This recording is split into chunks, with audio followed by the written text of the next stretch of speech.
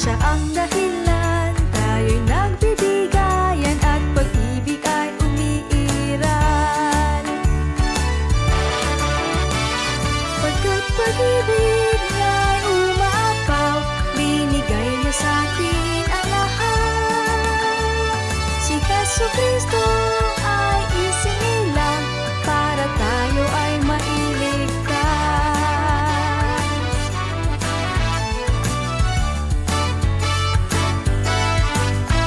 Ang mundo'y mapayapa, may kaluwalhatian nang si Kristo'y sa atin dumating.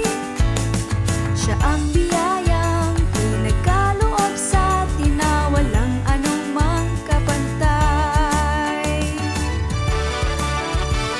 Pagkat pag-ibig niya'y umaapaw, binigay niya sa atin ang lahat. Si Jesucristo